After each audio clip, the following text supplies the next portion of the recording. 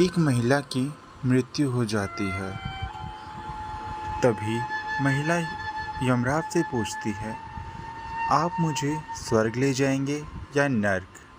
यमराज बोले, दोनों में से कहीं नहीं। तुमने इस जन्म में बहुत ही अच्छे कर्म किए हैं, इसलिए मैं तुम्हें सीधे प्रभु के धाम लेके जा रहा हूँ। बुजुर्ग महिला खुश होकर गई और बोली, धन्यवाद, पर मेरी आपसे एक विनती है।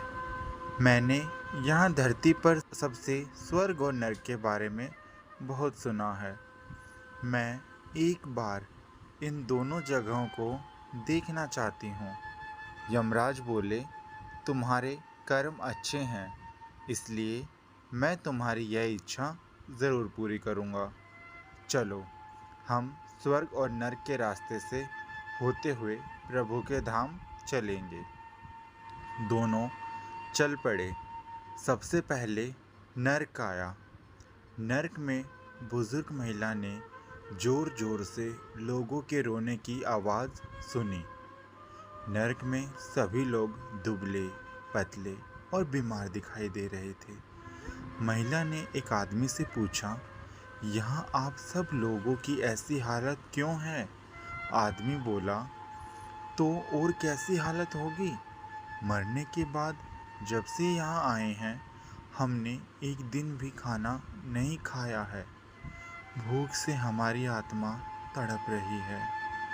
बुजुर्ग महिला की नज़र एक विशाल पतीले पर पड़ी, जो कि लोगों के कद से करीब 300 फुट ऊंचा होगा।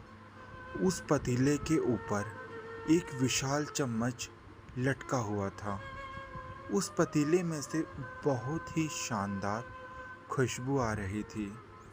बुजुर्ग महिला ने उस आदमी से पूछा, इस पतीले में क्या है? आदमी मायूस होकर बोला, यह पतीला बहुत ही स्वादिष्ट खीर से हमेशा भरा रहता है।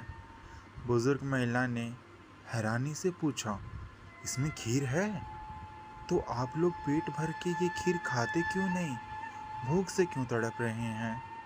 आदमी रो रो कर बोला, कैसे खाएं? यह पतीला 300 फीट ऊंचा है। हमने इसमें से उस पतीले तक पहुंचने की ताकत नहीं है। बुजुर्ग महिला को उन पर तरस आ गया।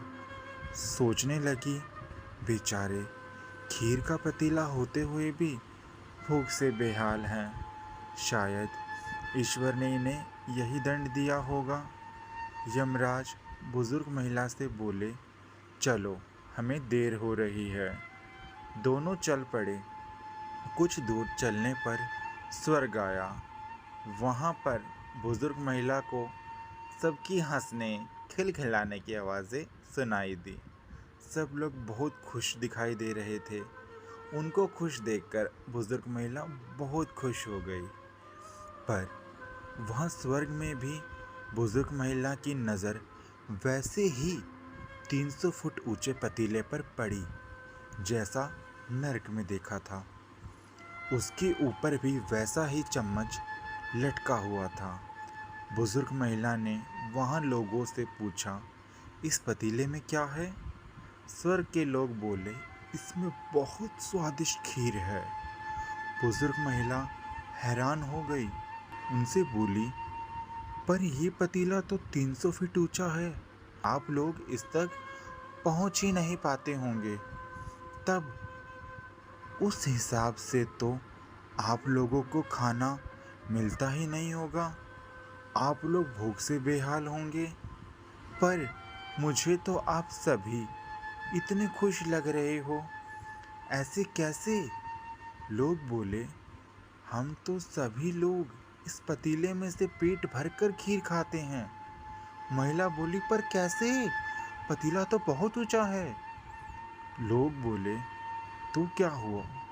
पतीला ऊंचा है तो यहाँ पर कितने सारे पेड़ हैं।